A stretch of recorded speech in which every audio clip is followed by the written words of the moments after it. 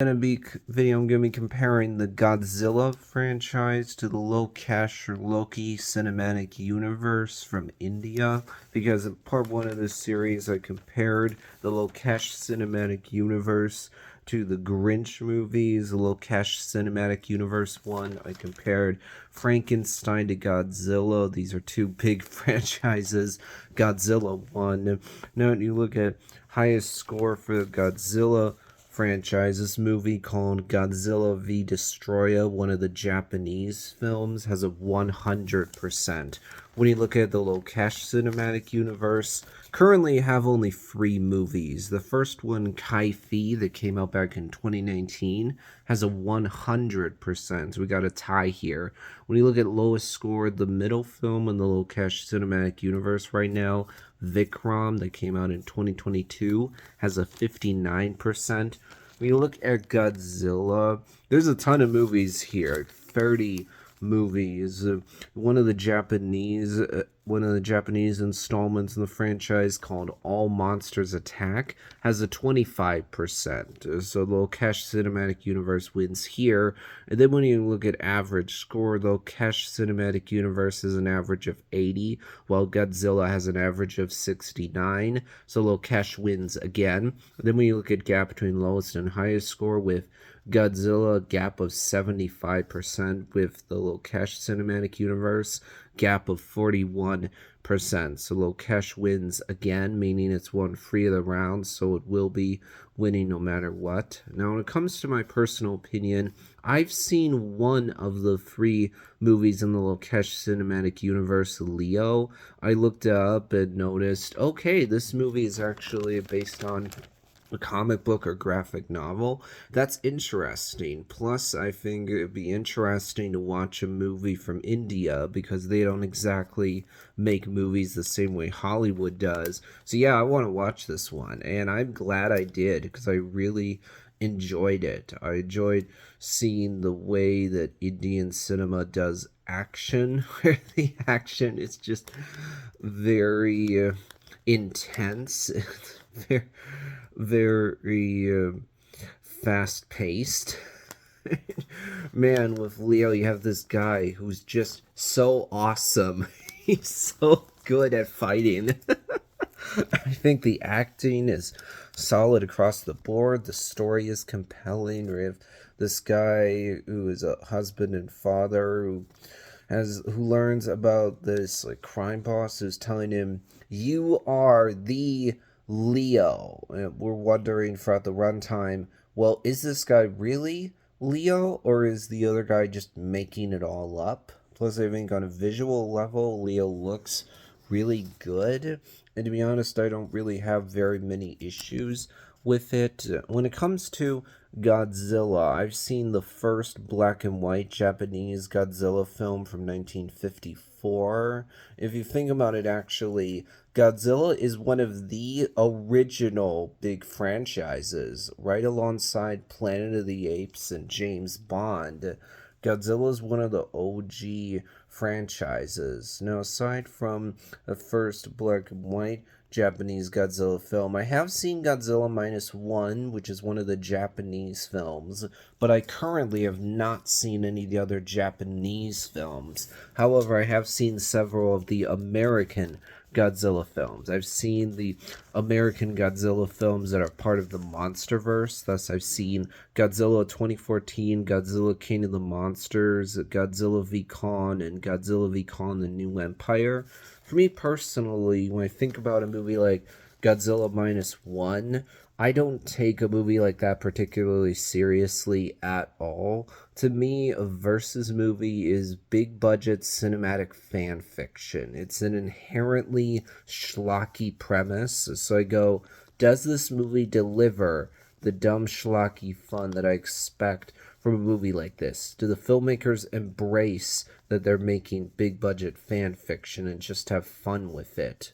Or do they do the wrong thing and just take everything dead serious? And I would say Godzilla v. Kong and Godzilla v. Kong the New Empire know that they're dumb movies and embrace that. So I do have fun with both of them. Sure, with Godzilla v Kong: The New Empire, you go, man, there's so much destruction, just whole cities being demolished. There's so many people that are probably dying here or being injured. There's so much property damage, and nobody cares at all. To everybody, this is just a normal Tuesday.